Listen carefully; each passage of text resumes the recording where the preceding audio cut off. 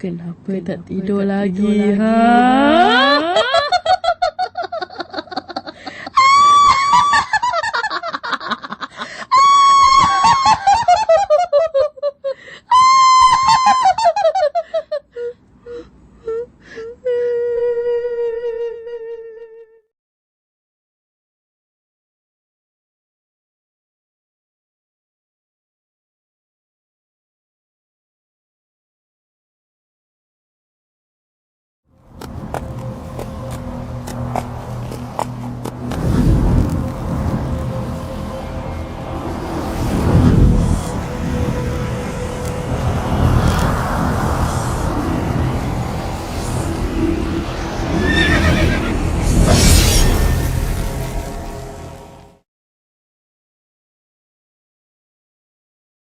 Ghost story भूत जिसने खुद अपनी हत्या की गुत्थी सुलझाई। 124 साल पुरानी डरावनी कहानी। एक भूत ने अपनी मौत के रहस्य से पर्दा उठाने में मदद की थी। मृतक महिला को उसके ही पति ने बेहद शातिर तरीके से मार डाला था, लेकिन भूत ने सपने में आकर अपनी मौत के रहस्य को खोल दिया। जानिए इस हॉरर स्टोरी में और देखते रहिए हंसुकी हॉरर स्टोरीज के इस सीरीज में कि कैसे भूत ने अपनी खुद की हत्या की गुत्थी सुलझाई।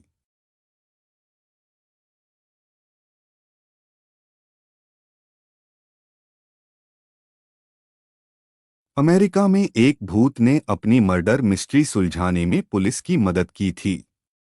यह घटना अमेरिका के वेस्ट वर्जीनिया राज्य में ग्रामीण क्षेत्र ग्रीनबियर काउंटी में आज से करीब 129 साल पहले घटी थी। इस काउंटी में इरास्मस एडवर्ड शू नाम का एक लोहार रहता था। उसकी 3 महीने पहले ही एल्वा नाम की एक महिला के साथ शादी हुई थी।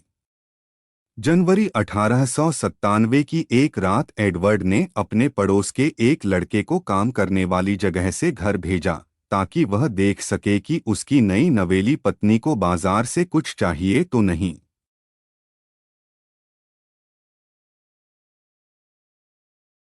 घर की सीढ़ियों पर पड़ी मिली थी लोहार की पत्नी। जब यह लड़का ग्रीनबियर काउंटी में उसके घर के दरवाजे पर पहुंचा तो उसने एल्वा को सीढ़ियों के नीचे पड़ा पाया। एक पल के लिए वह लड़का ठिठक गया। उसे समझ नहीं आ रहा था कि वह क्या करे। उसने एल्वा को सीधा किया और चेक करने की कोशिश की कि आखिर हुआ क्या है। एल्वा का सिर एक तरफ झुका हुआ था। पहले तो उसे लगा कि एल्वा शायद सो रही हैं। वह चुपचाप उनकी ओर बढ़ा और मिसेस शू कहकर उन्हें जगाने की कोशिश की। कोई जवाब न मिलने पर वह घबराकर वहां से दूर चला गया और अपनी मां को इस बारे में बताया।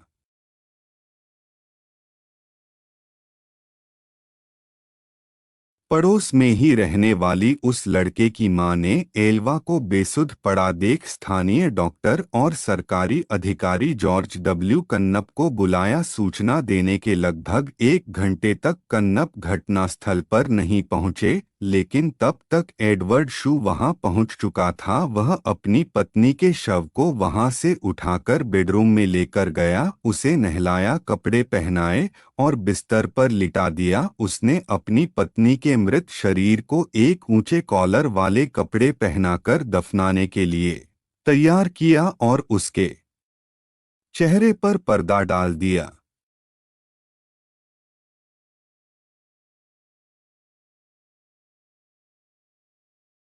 इस दौरान सरकारी अधिकारी और मौत के मामलों को देखने वाले स्थानीय डॉक्टर जॉर्ज डब्ल्यू कन्नप भी पहुंच गए।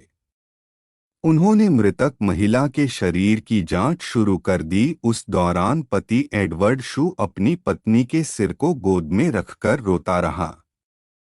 जब कन्नप ने एल्वा के सिर और गर्दन की जांच करने का प्रयास किया तो एडवर्ड शू नाराज हो गया और गुस्सा दिखाने लगा। कन्नप शू को नाराज नहीं करना चाहते थे, इसलिए वे चुपचाप वहां से चले गए।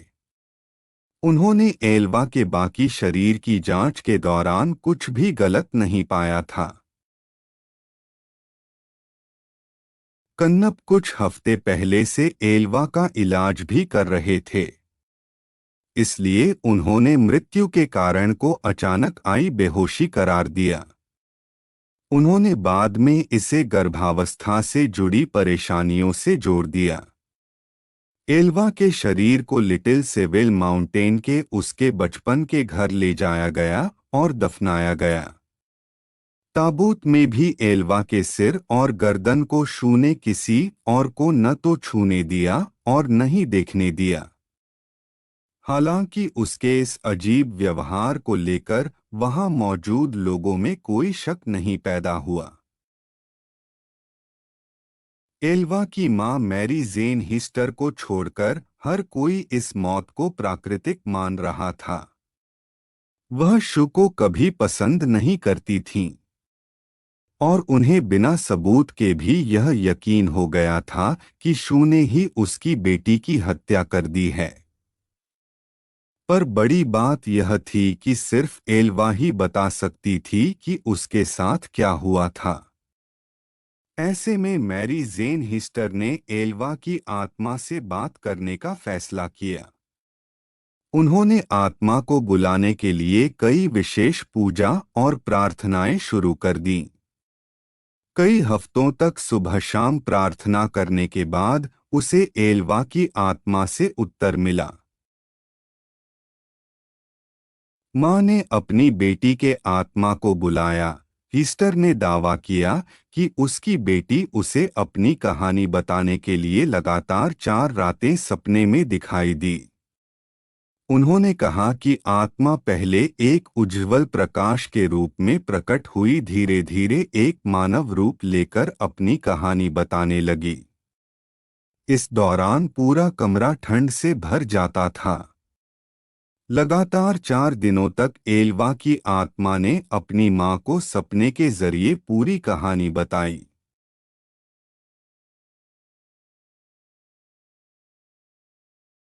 एल्वा के भूत ने बताई अपनी मौत की पूरी कहानी। एल्वा के भूत ने उसकी मां के सामने कबूल किया कि शू ने उसके साथ क्रूरता जैसा और मार पीट किया।